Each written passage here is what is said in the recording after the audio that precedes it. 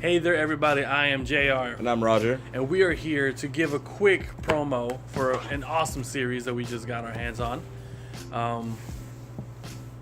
Just show 'em. Go Power Rangers! Insert the music here. Enter better music. Yeah, so this is a new series that just launched last Wednesday by from Boom Studios. And guys, it's pretty awesome. For sure. Yeah. For sure. Yeah. It picks up at the beginning of it all. So Boom Studios already has the Mighty Morphin Power Rangers series right now, which is post Green with Evil Tommy. So Tommy has just come down from his Rita high, and he's now on the Ranger side. So there's that whole story going on with that. So, but this is the story of the original 5 Rangers: Zach, Trini, Kimberly, Billy, and Jason. They start off. What's the first panel? We say Goldar. I'll tell you this. The first panel is the first battle they had. So we're entering the comic where they just realize, oh my goodness, we are Power Rangers and we just assembled the Megazord from battle mode to fighting mode. And so you see the panel opening up with Goldar getting his butt kicked. And what I appreciate, and I'm pretty sure you do too, is the teenagers with attitude are just that. And they are modernized, so they do have smartphones and whatnot, but they captured the spirit and the essence of the original series so well. Imagine the 90s TV show with emojis.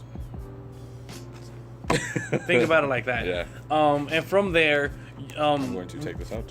Take it out. Respect with gloves. No, they don't. So what happens in the series is, being that it's a first issue, there is a little bit of the character development, a little background in case you didn't know anything about Power Rangers, and if you didn't, we're glad you picked this up, and now you are now a loyal fan. We get to see a little bit more of the characters in depth as far as Trini, Billy, Zach, Kimberly, and Jason. They have these cool little profile bubbles where it gives, likes and dislikes and favorite things and stuff like that. And now that you brought that up, I would Okay. like to bring, and I will put an image of my favorite panel of the entire first issue. Like you were saying, there's little character dislikes and likes, right? So little personality bubbles. If on you will. Trini's is like dislikes, heights, something, and the Oxford comma. And they don't use the Oxford comma. It's brilliant. We find this hilarious because we're grammar nerds and grammar Nazis, if you will. Oh, that's pretty much. It's sensitive time. I don't know. But guys, for us, we found that hilarious. We found that hilarious. Zach being like the cool guy that's cool with everybody. You also see him as the ladies guy, which is funny because in the show, poor Zach couldn't find a date to save his life. And he had everything. He had the moves, he had the looks, he had the style, the swagger. He was like the most charismatic. And he couldn't pull any girl. He pulled a girl once, and then what she do? She was a gold digger. You're trying to go for the pearls. There you go. You know what I'm saying? So as we were saying, so the comic is really well done. The material that Boom Studios provided for this is that's why so I took it awesome. out. That's why I took it out, just because it's like when you do pick this up, and we do hope you pick this up. Please do. It's printed on some like sturdy, heavy stock paper, and I feel that they did that because, guys, look at the way these colors pop. I don't know if you can see it right now. Insert that image and that artwork alone for the first cover alone. You have the Megazord, what it looks like, in front of the moon. And if you guys are reminiscent of the '90s game from the Sega Genesis or the Super Nintendo, you fought in the moon. All right, it's like the very last level, whatnot.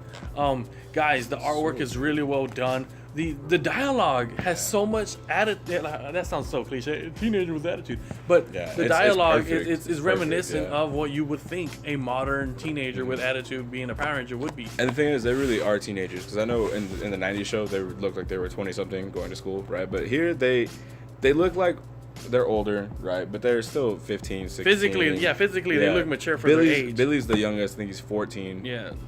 But I mean, they're still teenagers in high school, moving forward with their lives, discovering new powers, trying to find who they are. Yeah, trying to find who they are, dealing with relationships, dealing with non-existing love interests and things like that, while dealing with a global threat that is Rita.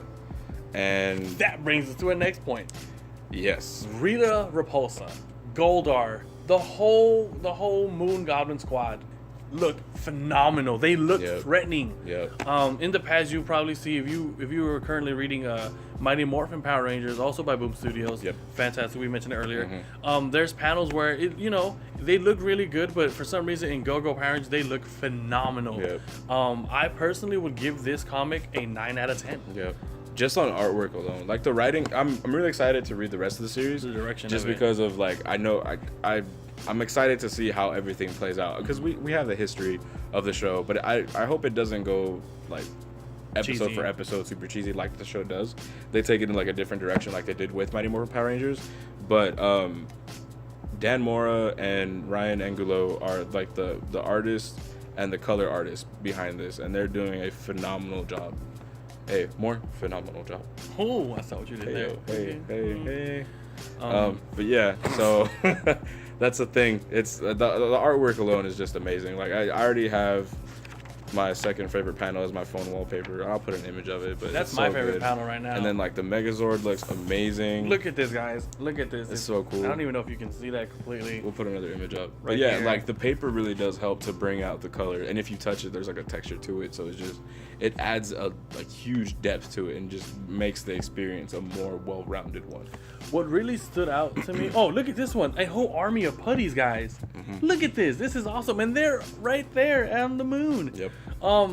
There is one panel that kind of really resonated with me, which was about Jason. Oh, yeah. Jason being the leader. Like the dark side. The dark side of the Red Ranger. We know Jason as the leader of the Power Rangers, as the courageous one, as the one that, he gets it done. And he tries to get along with everybody. Well, we realize why that is. Yeah. Because he's also like one of the more obsessive ones, and he's obsessed for the right reasons. But that's also because of his traumatic past. Yeah, he is his own worst enemy. Yeah, he tells a story about how 1 year at summer camp he was like was it like friends with this kid, or he knew this kid who like spent the entire summer making a bow and arrow, and when he finally made it. Like when he finally made the weapon, the piece. He speak with Ernie. Yeah, he was talking to Ernie at the Angel Grove Youth Center, right? Or was it Juice Bar? One of those two. No. So yeah. So Jason's training like at 5 a.m. Yeah. He's before already, school. Before Before the Juice Bar opens. And Ernie's like, "Why are you here so early? Yeah. Like you're top of the, you're the best karate guy we have here, so on and so forth. You're a top guy." Yeah. So he was telling the story, and he was saying how this kid, once he finished building his little thing, there was another kid who went and snapped it, and he just felt so bad about it. So Ernie started telling him, was like, "Hey, that's something you can't control, man. Kids will be kids." And he was like, "No, Ernie, you don't understand. I was the kid that broke it." And then he starts telling him how the training that he does is for his own discipline and to like calm himself down and to quell his inner demons. Not just that, it's his way of righting his wrongs. Yeah, and like coping with it. Yeah, so he was the bully, which is why he's so protective over Billy. Yeah. And it makes sense now. Yeah. If you look back, if you want to connect it to the series or whatever, you always see Billy like Jason always looking after Billy and like pushing him, dude, you can do it, don't even worry about it. And we see it like in the first episode when he's trying to teach him how, karate. He makes him join the class or whatever. Yeah. So he's like super encouraging, very very protective, sometimes overprotective, and sometimes obsessive to the point of over perfection. Yeah, he carries a weight on his shoulders, and you see that even with during the arc with Tommy. Yeah, and most of the time, it is self-imposed, but it's interesting and it's awesome to see him deal with it and to carry himself in such a way, which is why he's many people's favorite Ranger.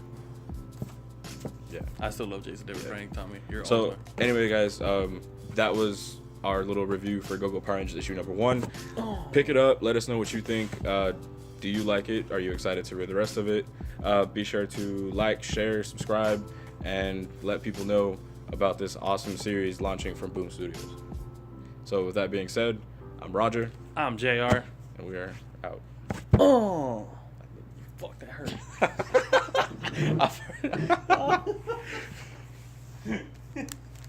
Bloopers. Shit. I'll leave that in at the end.